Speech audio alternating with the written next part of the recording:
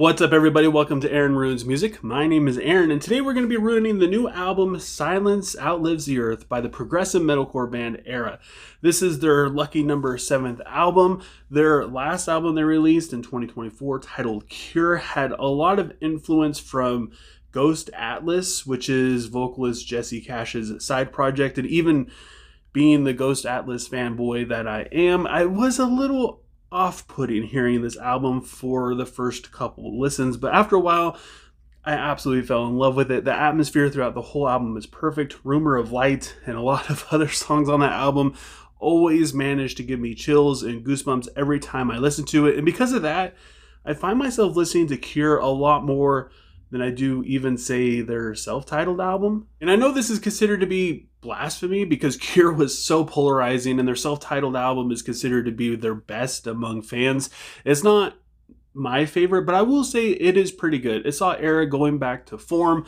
It saw them playing a lot more riff-heavy stuff and bringing back a lot more of the instrumentals that made us fall in love with the band. But it definitely made us wonder where they were going to go next. Were they going to keep doing the insane riffage and have cool melodies, or were they going to continue down the path of focusing more on atmosphere and the vocals? And when they released the first single for this new album, Silence Outlives the Earth, is titled Gore of Being, it would suggest that they were going to be doing a little bit of both, honestly. The riffs in the verse, along with the drums, are super powerful, while the chorus has more of the typical cleans that you could expect from ERRA.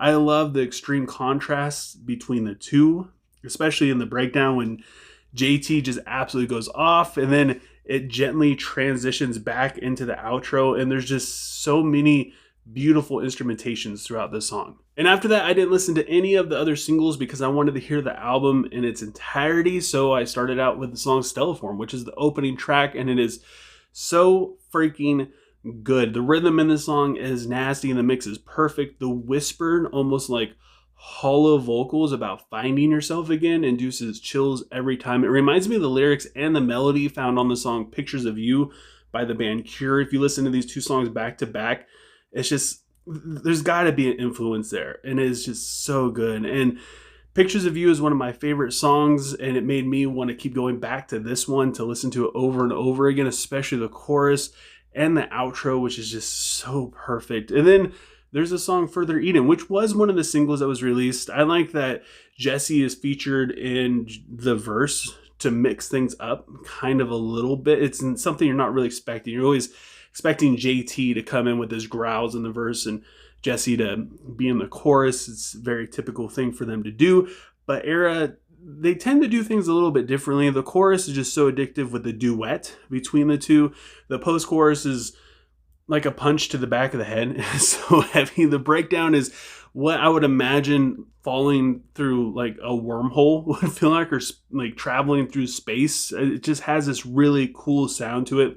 It's very colorful, very robotic. It's insane how this was a single that they released because it's one of my favorite songs on this album. I get why people might not like it as much compared to the rest, but this one is just up there, especially since I didn't hear it until the full album came out. That might be kind of an influence on me as well. Black Cloud sounds like it would fit right in on their last album, Cure, with the bouncy guitar melody, along with Jesse singing about Comatose, which is something that never really gets old for me. The music is captivating along with the soaring chorus, and the lack of JT is a full commitment. I feel like this band is making a statement by not having any distorted vocals on the fourth song on this album, which I think is pretty cool. I feel like this is a band that can kind of get away with that because there's so much else they have to offer. Then we have the song Cicada Siren, which dives right back into it with JT growling in the verse. Slightly distorted clean vocals from JT and Jesse. I think Jesse has he's got a little something going on with his voice. I think that's him. I looked it up. I listened multiple times. I don't know if it's a fact, but there might be a little growl. Either way, it sounds sinister, and it's super cool to hear him stepping up into that role with JT. The drums are super insane, and this song constantly makes you wonder what's coming next, especially with the different vocal stuff going on. This is a song that I overlooked so many times when listening to the album, and then when I sat down to actually start taking notes of things, this song just popped out at me so much. Echo Sonata is another single where they absolutely kill it. I love the background melody throughout this song. Again, having Jesse in verse 1 and then switching over to JT in the refrain only is super sick, kind of tricking you as it brings Jesse back in for verse 2, something that they don't normally do. Normally it's distorted vocals or clean, like they take turns.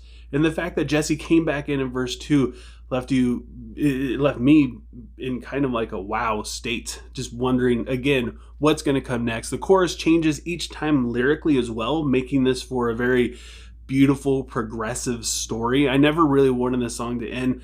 I fell for it on my first listen and fell even deeper in love with it with every listen after that. Then there's Lucid Threshold, which has kind of like, dare I say, a deathcore quality to it in the intro specifically, where it's super bass heavy and going into the verse where the guitar kind of like hangs back, just adding a little bit of dissonance randomly here and there.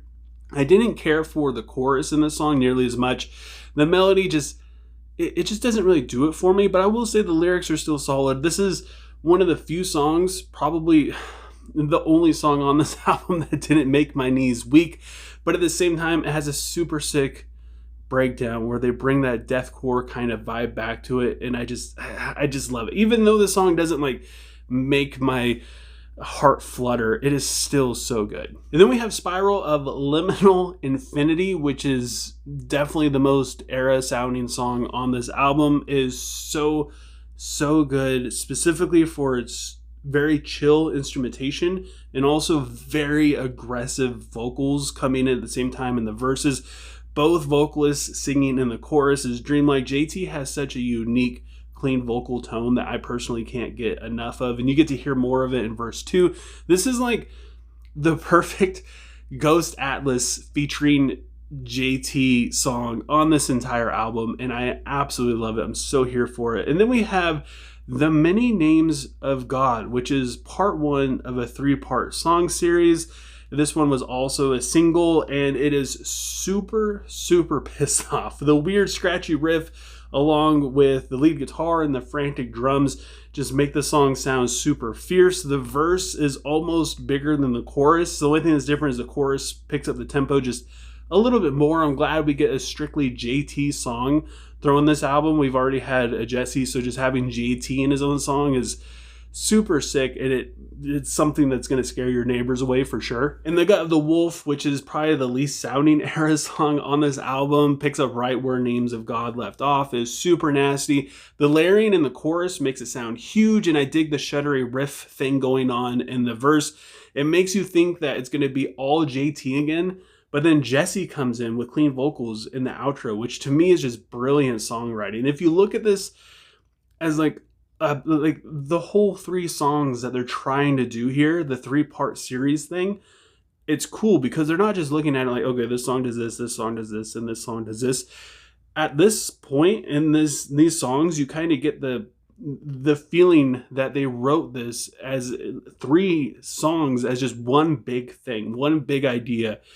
And I feel like a lot of bands miss that when they're trying to do a series, so they kind of miss the point a little bit, or it just sounds like songs and it doesn't really flow as well. And to me, doing this, it works out really well, especially since, you know, there's going to be more Jesse. In the closing track titled Twilight and the Reflection of Dreams has one of the grooviest riffs on the entire album.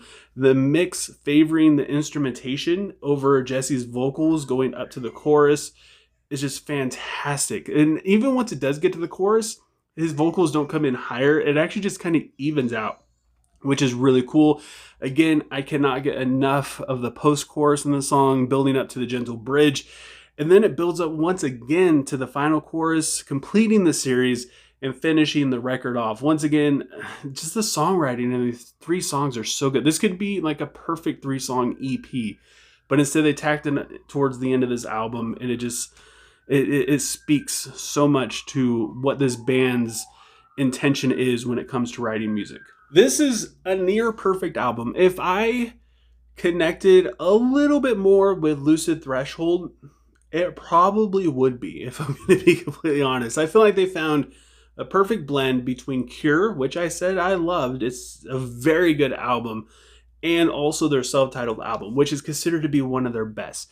I don't think that this is my favorite album from the band, but it's just so good. Like, their songwriting has improved so much. The more you listen to this and the more you pay attention to lyrics, the more you start to connect different things, the more you start to see how they do different instrumentations in the same kind of way on different songs. It just all starts to link up. The more you listen to it, the better it gets. Even after writing this review, I've listened to it a few more times, and it just hits me even harder in these different areas. So because of that, I gotta give Silence Outlives the Earth by ERRA a 9.8 out of 10.